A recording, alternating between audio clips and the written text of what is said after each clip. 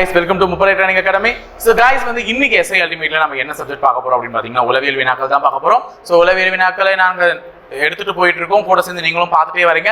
நிறைய பிராக்டிஸ் பண்ணுங்க. ஏன் நான் வந்து மறுபடியும் அந்த வார்த்தையை சொல்றேன்னா நல்லா கவனிச்சுட்டு இதுக்கப்புறம் உளவியல் வீடியோ எந்த அளவுக்கு இம்பார்ட்டன்ஸ் கொடுத்து பார்க்கணுன்றதை தெரிஞ்சு வச்சுக்கோங்க.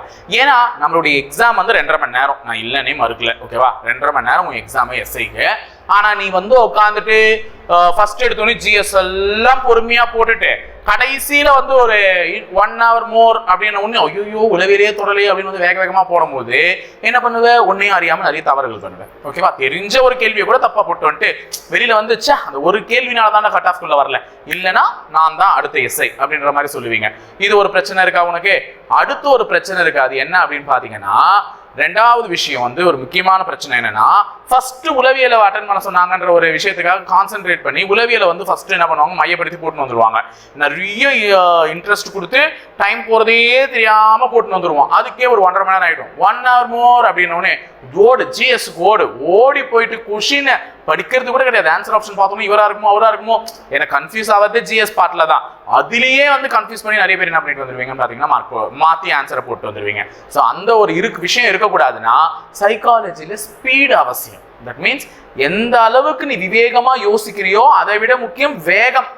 உன்னுடைய வேகத்திலையும் விவேகம் என்பது ரொம்ப முக்கியமா இருக்கும் சைக்காலஜி பார்ட்ல. அதுக்காக தான் நான் ரொம்ப ஸ்ட்ரெஸ் பண்ணி சைக்காலஜி போடுற வீடியோஸ் நீ ரெகுலரா பார்த்தாலே போதும், மூளை யோசிக்க பழகிடும்.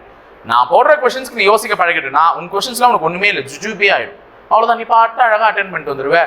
அப்ப என்ன பொறுத்தவரையும் உளவியல ஒரு 1 மணி நேரத்துக்குள்ளேயோ அல்லது 3/4 மணி நேரத்துக்குள்ளேயோ முடிக்கிறவங்க வந்து ரொம்ப பெரிய திறமைசாலி, ஓகேவா? ஸோ அந்த அவ்வளவுதான் நேரமே. அதுக்கு மேலலாம் ஒதுக்கவே கூடாது உளவியலுக்கு. அதுக்கப்புறமா ஜிஎஸ்க்கு போனா பொறுமையா உட்காந்து யோசிக்கலாம், ஜாலியா உட்காந்து யோசிக்கலாம், எந்த விதமான ஸ்ட்ரெஸ்ஸும் இல்லை. பொறுமையா கொஸ்டின் படிச்சு ஆன்சர் யோசிக்கலாம். ஸோ அப்பதான் உனக்கு தெளிவா யோசிக்கக்கூடிய ஒரு திறமை இருக்கும். அப்போ 1 மணி நேரம் தான் உளவியலுக்கான மேக்ஸிமம் டைமே அட்டென்ட் பண்றதுக்கு. அதை மைண்ட்ல வச்சுக்கிட்டு பண்ணுங்க, ஓகேவா? ஸோ போலாமா? ஃபர்ஸ்ட் கொஸ்டின் இன்னைக்கு ஒரு பை வரைபடம் தான் கொடுக்கப்பட்டிருக்கு. இந்த பை வரைபடத்தில் என்ன சொல்லியிருக்காங்கன்னா, percentage of students from different states attending a national seminar. ஒரு வெவ்வேறு மாநிலங்களில் இருந்து செமினாரில் பங்கேற்ற மாணவர்கள் எத்தனை பேர் அப்படின்னு பாத்தீங்கன்னா 8000 பேர். அந்த 8000 பேர் எந்த ஒரு பெர்சன்டேஜ் கணக்குல பிரிஞ்சிருக்காங்கன்றது தான் இந்த பை வரைபடம் நமக்கு உணர்த்துது. இதுல என்னென்ன மாநிலங்கள் குறிக்கப்பட்டிருக்கு அப்படின்னு நீங்க கவனிச்சீங்கன்னா, நமக்கு கொடுத்திருக்கிறது மத்திய பிரதேஷ், அசாம், மகாராஷ்டிரா, ஒடிஷா, கேரளா, கர்நாடகா. அசாம்ல இருந்து 18%, மகாராஷ்டிரால இருந்து 28%, 14% மத்திய பிரதேஷ்ல இருந்தும், கர்நாடகால இருந்து 13%, கேரளால 15%, ஒடிஷால 12% வந்திருக்காங்க. அப்ப 8000 பேர்ல இதுதான்.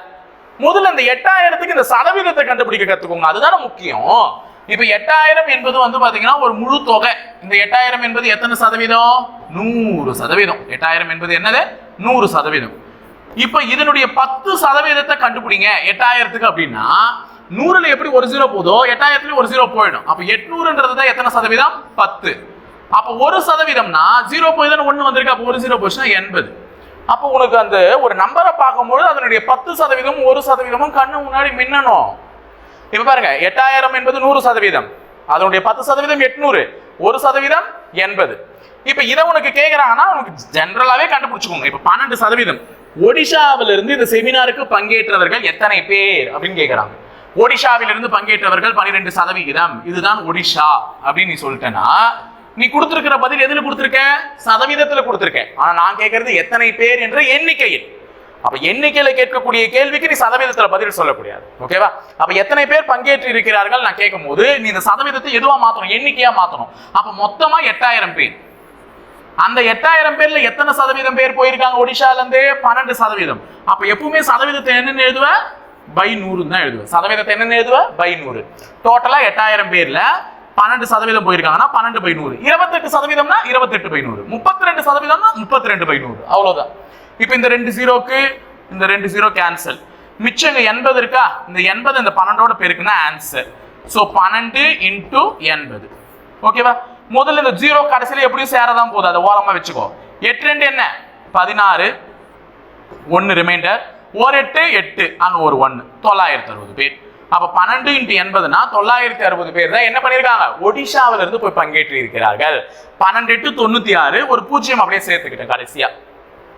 அவ்வளவுதான். அப்ப எண்ணிக்கையா மாத்த கத்துக்கோ. சதவீதம்னாலே by 100, அதை எண்ணிக்கையா மாத்த கத்துக்கோ. இப்ப இங்க கேட்டிருக்கக்கூடிய கேள்விகள் என்ன, அதுக்கான பதில் என்னன்றத பார்ப்போம். ஃபர்ஸ்ட் क्वेश्चन, ஒடிஷா மாநிலத்தில் செமினாரில் பங்கேற்ற மாணவர்களுடைய எண்ணிக்கை என்ன? நம்ம கண்டுபிடிச்சதுதான் முதல் கேள்வியாவே இருக்கு. இப்பதான் நம்ம கண்டுபிடிச்சோம். எவ்வளவு பேரு? 960. ஏன்னா ஒடிஷாவிலிருந்து பங்கேற்ற மாணவர்களுடைய சதவீதம் என்ன? 12%. அந்த 12/100 × 800 போட்ட ஆன்சர் 2 0 2 0 கேன்சல். 12 8 96 கூட இருக்கக்கூடிய ஒரு 0 வந்துச்சு. 8000 பேர்ல சாரி. ஓகேவா? அப்ப 960 முடிஞ்சிச்சா? சரி. ரெண்டாவது கேள்வி என்ன கேட்டிருக்காங்கன்னா, what is the difference between the students participated in the seminar in the states of Maharashtra and Assam? Maharashtra மற்றும் அசாம் மாநிலத்தில் செமினாரில் பங்கேற்ற மாணவர்களுடைய வித்தியாசம் காண்க. கேள்வி பாருங்க, வித்தியாசம் காண்கன்னு சொல்லியிருக்காங்க. அப்போ 2 ஊரை கொடுத்திருக்காங்க. என்னென்ன ஊருன்னு கவனிச்சுக்கோங்க. மகாராஷ்டிரா, அசாம். அப்போ அசாம்ல இருந்து போனவங்களுக்கும் மகாராஷ்டிரால இருந்து போனவங்களுக்கும் உள்ள வித்தியாசத்தை கேட்கிறாங்க. உடனே கேள்வி என்ன தெரியுமா பண்றது? 18% என்ன? 18%னா 18/100 × 8000. இது என்ன? இது எந்த ஊரு? அசாம் ஊரு. இதை கண்டுபிடிக்கிறது. அடுத்தது மகாராஷ்டிராவுக்கு போயிட்டு 28% என்ன? 8000 பேருக்கு 28% என்ன? இது என்ன ஊரு? மகாராஷ்டிரா. இது ரெண்டுத்தையும் கண்டுபிடிச்சு வரவிட என்ன பண்ணுவீங்க? கழிப்பீங்க. ஏன்னா வித்தியாசம் தானே கேட்டிருக்காங்க. வித்தியாசம்னா டிஃபரன்ஸ். இவங்கள்ல இருந்து இவ்வளவு கழிச்சா எவ்வளவு வருதுன்றது. உடனே இதெல்லாம் தேவையில்லாத வேலை. அதுதான் சொல்றேன், யோசிக்கணும். இந்த கொஸ்டின் தரவு செயலாக்கம் என்பதை எப்படி நீ பயன்படுத்திக் கொள்கிற உனக்கு தெரிஞ்ச மேக்ஸ்ன்றது தான். இப்ப இதை கண்டுபிடிச்சு வந்தாலும் ஆன்சர் ஒண்ணுதான் வரப்போகுது. நான் என்ன பண்ணுவேன்னா, இப்ப மகாராஷ்டிரா எத்தனை சதவீதம்னா 28%. அசாம் எத்தனை சதவீதம்னா 18%. 2% வித்தியாசம் எவ்வளோ? 10%. அவ்வளவுதான். புரியுதா சொல்றது? 2% உள்ள வித்தியாசம் 10%. இந்த 10% என்னன்னு கண்டுபிடிச்சா எனக்கு டைரக்டா ஆன்சர் கிடைச்சிடும். தேவையில்லாம 18% கண்டுபிடிச்சு 28% கண்டுபிடிச்சு அது ரெண்டுத்தையும் கழிச்சு ஆன்சரை கண்டுபிடிக்கிறத விட டைரக்டா அந்த 2% கழிச்சிட்டேன். மகாராஷ்டிரா மைனஸ் அசாம் கழிச்சுட்டா 10%. அப்ப 10% மக்கள் தான் வித்தியாசம். அப்ப 10/100 இன்டு எவ்வளவு மக்கள்? டோட்டலா 8000 பேர். அந்த 8000த்துல 10% என்னன்னா அதுதான் மகாராஷ்டிராவும் அசாமுக்கும் சென்ற செமினாரில் சென்ற மாணவர்களுடைய வித்தியாசமா இருக்கும். அப்ப இந்த 0க்கு இந்த 0 கேன்சல், 2 0க்கு 2 0 கேன்சல். 8 10 80 கூட ஒரு 0 இருக்கு, ஆட் பண்ணிக்கோங்க. அப்போ 2 மாநிலங்களிலிருந்தும் சென்ற மாணவர்களுடைய வித்தியாசம் எவ்வளவு? 800. இருக்கா பாருங்க ஆன்சர் ஆப்ஷன்ல இருக்கு பாருங்க, ஏ ஆப்ஷன் 800. ஓகேவா? சரியா போச்சு. அடுத்தது மூணாவது கேள்வி பாருங்க. What is the ratio between the students in the state of Kerala and Odisha? Kerala மற்றும் ஒடிஷா மாநிலத்தில் உள்ள மாணவர்களுடைய விகிதம் என்ன அப்படின்னு சொல்லிட்டு கேட்கிறாங்க. எந்தெந்த ஒரு கேரளாக்கும் ஒடிஷாக்கும் விகிதம்? கேரளா எவ்வளோ? 15%. இது கேரளா. ஒடிஷா எவ்வளோமா? சாரி, ஒடிஷா. ஒடிஷா வந்து 12%. அவ்வளவுதாமா. நீனு இந்த விகிதம் கேட்கும் பொழுது இதை எண்ணிக்கையா மாத்த வேண்டிய அவசியமே இல்லை. எண்ணிக்கையா மாத்தி அதுக்கப்புறம் நீ விகிதம் கண்டுபிடிச்சாலும் ஆன்சர் அதுதான்.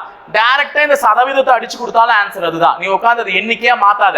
15% மக்கள் எவ்வளோ, 12% மக்கள் எவ்வளோன்னு கண்டுபிடிச்சு அதுக்கப்புறமா தேவையில்லாம விகிதத்தை கண்டுபிடிக்காது. இதை டைரக்டா அடி. இப்ப 15 12 எதுல அடிப்படும்? 15 12 எந்த வாய்ப்பாட்டில் அடிப்படும்? 3வது வாய்ப்பாட்டில் அடிப்படும். 3வது வாய்ப்பாட்டில் இவர் 4 முறை, 3வது வாய்ப்பாட்டில் இவர் 5 முறை. ஆன்சர் என்னது? 5:4. ஏன்னா இதுக்கப்புறம் இதை அடிக்க முடியாது. அப்ப கேரளா மற்றும் ஒடிஷாவிலிருந்து பங்கேற்ற செமினாருக்கு பங்கேற்ற மாணவர்களுடைய விகிதம் எவ்வளவுன்னு பாத்தீங்கன்னா 5:4 சொல்லக்கூடிய பி ஆப்ஷன். நல்லா ஞாபகம் வச்சுக்கோங்க, இந்த தவற பண்ணாதீங்க. ஏ ஆப்ஷன்ல பாருங்க 4:5 இருக்கு. ஓகேவா? சோ யார கேக்குறாங்களோ அந்த ஆர்டர்ல தான் சொல்லணும். ஃபர்ஸ்ட் கேரளா கேட்டிருந்தா கேரளா 5%, அடுத்து ஒடிஷா கேட்டா ஒடிஷா 4 பங்கு. ஓகேவா? 5 பங்கு 4 பங்கு அப்படிதான் சொல்லணுமே தவிர மாத்தி கித்தி போட்டுறாது. ஓகே, அடுத்தது. What is the total number of students enrolled in Assam, Karnataka and Kerala together? Assam, Karnataka மற்றும் கேரளா ஆகிய மாநிலங்களில் பங்கேற்ற மொத்த மாணவர்களுடைய எண்ணிக்கை என்ன? அப்ப 3 மாநிலங்களை குறிப்பிட்டிருக்காங்க. என்னென்ன மாநிலம்? அசாம், கர்நாடகா, கேரளா. சோ எல்லாருடைய ஸ்ட்ரென்த் எவ்வளவுன்னு கேக்குறாங்க மொத்தமா. முதல்ல ஒடிஷா மட்டும் கேட்டாங்க 960ன்னு சொன்னேன். இப்போ எனக்கு அசாம் சொல்லுங்க, கேரளா சொல்லுங்க, கர்நாடகா சொல்லுங்கன்றாங்க. அப்ப அசாம் எத்தனை சதவீதம்? 18. கர்நாடகா எத்தனை சதவீதம்? 13. கேரளா எத்தனை சதவீதம்? 15. இது அசாம், இது கர்நாடகா, இது கேரளா. ஓகேவா? சோ தனித்தனியா கண்டுபிடிச்சு கூட்டாதமா, தப்பு பண்ணாதமா, மறுபடியும் ஒரே சதவீதமா கண்டுபிடி. எதுக்கு 10 முறை கண்டுபிடிச்சுங்க. முதல்ல இந்த சதவீதத்தெல்லாம் கூட்டிக்கும், மொத்த சதவீதம் கிடைச்சணும்ல. இப்ப 8 3 11, 11 ஒரு 5 16. சோ 46. அந்த 46% என்னன்னு கிடைச்ச ஆன்சர் ஓவர். ஓகேவா? தனித்தனியா கண்டுபிடிச்சு அவனுங்க எல்லாம் கூட்டிட்டு இருந்தா டைம் தான் வேஸ்ட். சுத்தி போய் மூக்க தொடுற கதை. அப்ப 46% எவ்வளவு தொகை? 8000. அப்ப 46/100. 46%னா 46/100 தானே எழுதுவேன். 8000னா 8 3 0. இந்த 2 0க்கு இந்த 2 0 கேன்சல். அப்ப 46 into 80 தான் பதிலு. கடைசியில 0 சேர்த்துக்கலாம். 46 8 மட்டும் எடுக்குங்க. 8 6 என்னது 48, ஒரு 4 ரிமைண்டர். 8 4 என்னமா 32, ஒரு 4 கூட்டினா 36. சோ 3680 பேர் மொத்தமாக இந்த 3 மாநிலங்களில் இருந்து சென்று செமினாருக்கு பங்கேற்றிருக்கிறார்கள். அப்ப அசாம், கர்நாடகா, கேரளா தனித்தனியா கண்டுபிடிச்சு கூட்டினாலும் இதே 3680 தான் வரப்போகுது. நான் என்ன பண்ணிட்டேன், அந்த சதவீதத்தை கூட்டி அந்த சதவீதத்தை கண்டுபிடிச்சிட்டேன். அப்ப ஆன்சர் 3680 இருக்கா பார்க்கலாம். 3680 இருக்கு பாருங்க டி ஆப்ஷன்ல. ஓகேவா, அவசரப்படாதீங்க, பொறுமையா பாருங்க. ஏன்னா ஃபர்ஸ்ட் क्वेश्चन பாருங்க 3860 இருக்கு. நீ பின்னாடி ரஃப் ஷீட்ல வொர்க் அவுட் பண்ணிட்டு வரும்போது மாத்திர போற டிஜிட்ஸ் 3680 தான் நமக்கு வந்துச்சே தவிர 3860 வரல. சோ ஆன்சர் வந்து டி ஆப்ஷன். ஓகேவா, அடுத்து last question. In which state the student strength is double the time of the student strength in Madhya Pradesh? மத்திய பிரதேசத்தில் உள்ள மாணவர்களை போல் எந்த மாநிலத்தில் இரட்டிப்பு அளவிலான மாணவர்களின் எண்ணிக்கை உள்ளது? அப்போ அவங்க என்ன क्वेश्चन கேக்குறாங்கன்னா, மத்திய பிரதேசத்துல ஒரு ஸ்ட்ரென்த் இருக்கு, அது மாதிரி double the time of strength வந்து எந்த மாநிலத்துல இருக்குன்னு சொல்லிட்டு கேக்குறாங்க. அப்ப மத்திய பிரதேசத்துல முதல்ல எவ்வளவு இருக்காங்க? 14 இருக்காங்க. மத்திய பிரதேசத்துல எவ்வளவு இருக்காங்க? 14. இந்த 14% போல டபுள் மடங்குனா என்னது? டபுள் மடங்குனா அதை விட அப்படியே டபுள் மடங்கு, இத மாதிரி இன்னொரு ஸ்ட்ரென்த். அப்ப 14 2ஆல பெருக்கணும். 2 மடங்கு அப்படின்னா டபுள் மடங்கு. 14 2ஆல பெருக்கினா என்ன கிடைக்கும்? 28.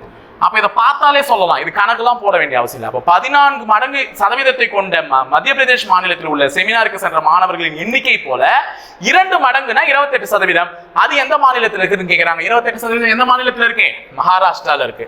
So answer Maharashtra D. ஓகேவா, புரிஞ்சுச்சா? அப்ப வெண்படம் இன்னைக்கு சாரி இந்த பை வரைபடத்துல இருந்து கேட்கப்பட்ட கேள்விகள் ஓரளவுக்கு சால்வ் பண்ற மாதிரி இருந்ததா? சோ இந்த क्वेश्चन வாங்க. இப்போ இது வந்து கோடிங் டீகோடிங் கொடுத்திருக்காங்க. மெட்ராஸ் அப்படின்ற ஒரு வார்த்தையை 517916 எழுதிருக்காங்க. டெனன்ட் அப்படின்ற வார்த்தையை 432124 எழுதிருக்காங்க. அப்ப ஆர்மேட்சன்றது எப்படி எழுதிருப்பாங்கன்னு சொல்லிட்டு கேக்குறாங்க. ஒண்ணும் இல்ல, அந்த ஆர்மேட்சன் அது நேரா இருக்கிறத தூக்கி எழுத வேண்டியதுதான். ஆர என்னன்னு எழுதிருக்காங்க? 9. 9ல எந்த ஆப்ஷன் தொடங்குது? ஒரே ஆப்ஷன். 3 ஆப்ஷன் தொடங்குது.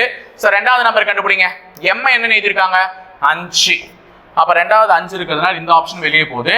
அடுத்தது ஏவை என்னன்னு எழுதிருக்காங்கன்னா 1 தான். ஏன்னா 2 ஆப்ஷன்லயுமே 1 தான் வருது. டி என்னன்னு எழுதிருக்காங்கன்னா கண்டுபிடிச்சா முடிஞ்சிச்சு. டி என்னன்னு எழுதிருக்காங்க? 4. அப்ப 4ன்னு வரணும். அப்ப இவரும் கிடையாது, இவரு தான் ஆன்சர். முடிஞ்சிச்சா? 4 லெட்டர்ஸ் கண்டுபிடிக்கிறதுனால சி ஆப்ஷன் ஆன்சர்னு கண்டுபிடிச்சிட்டேன். முடிஞ்சிச்சு 6வது கேள்வியினுடைய பதில்.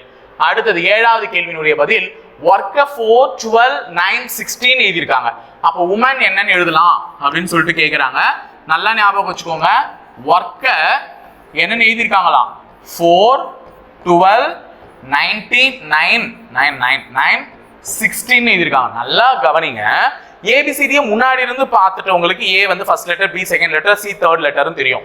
பின்னாடி இருந்து பார்க்கும்போது டபிள்யூ தான் எத்தனாவது லெட்டர்? 4th letter. ஏன்னா Z Y X W. அப்ப பின்னாடி இருந்து பார்க்கும்போது W 4th லெட்டர். சோ அந்த மாதிரி பின்னாடி இருக்கக்கூடிய பொசிஷன் எழுதிருக்காங்க. அப்ப பின்னாடி இருந்து பார்க்கும்போது W 4th, O வந்து 12th லெட்டர், M வந்து 14th லெட்டர், A வந்து 26th லெட்டர், N வந்து 13வது லெட்டர். அப்ப இதுதான் விடையாக இருக்கணும். அப்ப 4 12 14 26 13 4 12 14 26 13 சொல்லக்கூடிய ஏ ஆப்ஷன் தான் ஆன்சரா இருந்திருக்கும். ஓகேவா? சோ 8வது கேள்வியினுடைய பதில் பேக் அப்படின்றத 10னும் கேட் அப்படின்றது 24னும் எழுதுனா வாய்ஸ் அப்படின்றத என்னன்னு எழுதுவாங்கன்னு சொல்லிட்டு கேக்குறாங்க. ஏன் பேக வந்து 10ன்னு எழுதுறாங்க அப்படின்னு பார்க்கும்போது பி 2வது லெட்டர் ஏபிசிடில, ஏ 1வது லெட்டர், ஜி 7வது லெட்டர், இதெல்லாம் கூட்டி பாருங்க என்ன வருது? 10 வருது. சரி, கேட்ட கூட்டி பார்க்கலாமா? சி 3வது லெட்டர், ஏ 1வது லெட்டர், டி 20வது லெட்டர், கூட்டினா என்ன வருது? 24. கரெக்டா தான் வருது. அப்ப வாய்ஸ் அப்படின்றது என்ன வரணும் அப்படின்னு சொல்லிட்டு நம்மள கேக்குறாங்க. சோ வாய்ஸ்ல வந்து பி எத்தனாவது லெட்டர்? 22, ஐ வந்து 9, சி 3, இ வந்து 5. கூட்டி பார்க்கலாமா? 9 ஒரு 2 11, 11 ஒரு 3 14, 14 ஒரு 5 19. சோ 39ன்னு வந்திருக்கணும். Answer option is D 39. ஓகேவா? கரெக்டா இருக்கா? சோ 9th क्वेश्चन பாருங்க. லிங்கர் அப்படின்ற ஒரு வார்த்தை 1 2 3 4 5 6 ன்னு எழுதிருக்காங்க. ஃபோர்ஸ் அப்படின்ற ஒரு வார்த்தை 5 6 7 8 9 ன்னு எழுதிருக்காங்க. ஃபியர்ஸ் அப்படின்ற வார்த்தை என்னன்னு எழுதுவாங்கன்னு சொல்லிட்டு நம்மள கேக்குறாங்க. எப்பவுமே இந்த மாதிரி ஒரு ஆப்ஷன் இருந்தா கொஞ்சம் உஷாரா இருங்க. ஏன்னா சும்மாலாம் வைக்க மாட்டாங்க. இப்போ ரெட்டக்கால் ரெட்டக்கும் சும்மாலாம் ஒரு ஆப்ஷன் வைக்க மாட்டாங்க. காரணம் என்னன்னு பாத்தீங்கன்னா அந்த ஒரு ஆப்ஷன் வைக்கிறதுனா அது மேபி வர்றதுக்கு வாய்ப்பு இருக்கிற மாதிரியா தான் வைப்பாங்க. தகவல் போதவெல்லாம் சும்மா போய் வைப்பாங்களா? சோ இந்த ஆப்ஷன் வரும்போது கொஞ்சம் உஷாரா கவனிங்க கொஸ்டின்ஸ். இப்ப லிங்கர்ன்ற வார்த்தை எப்படியும் ஃபோர்ஸ்ன்ற வார்த்தை எப்படி எழுதிட்டாங்கல்ல, இப்ப ஃபியர்ஸ் அப்படின்றது எப்படி எழுதுவாங்கன்னு சொல்லிட்டு நீங்க பார்க்கும்பொழுது நம்ம கிட்ட பாருங்க எஃப் 5ன்னு இருக்கு. ஓகேவா? எஃப் என்னன்னு எழுதிருக்காங்க 5ன்னு. ஆனா இங்க பாருங்க 5 என்னன்னு எழுதிருக்காங்க ஈன்னு எழுதிருக்காங்க. அப்போ 5 இங்க ஈக்கு பயன்படுத்தியிருக்கான், இங்க வந்து எதுக்கு பயன்படுத்தியிருக்கான்? எஃப்க்கு பயன்படுத்தியிருக்கான். அப்ப 5 ரெண்டு இடத்துல ரெண்டு விதமான லெட்டர்ஸ்க்கு பயன்படுத்தியிருக்காங்க. அப்ப எதுதான் 5க்கு காணுது? ஈயா எஃப்ஆ? தெரியல. அப்ப இங்க எஃப்கே என்ன லெட்டர் வரும்ன்றது நமக்கு கேள்விக்குறியா இருக்கும்போது இந்த கேள்விக்கான தகவல்கள் எனக்கு சரிவர கொடுக்கப்படாததால் எனக்கு இந்த கேள்விக்கான பதிலை அளிக்கவும் விருப்பமில்லை, அதற்கான தகவலும் போதவில்லை. அதனால cannot be determined is your option ஆ இருக்கணும். So last and final question of this session, 10th question. Basketன்றது இப்படி எழுதியிருந்தா tried அப்படின்றதை எப்படி எழுதிருப்பாங்க? சாரி, triedன்றது இப்படி எழுதியிருந்தா skirt அப்படின்றதை எப்படி எழுதிருப்பாங்கன்றத இப்ப நான் சொல்ல போறதுல ஆன்சரை நீங்க தான் கமெண்ட் பண்ண போறீங்க.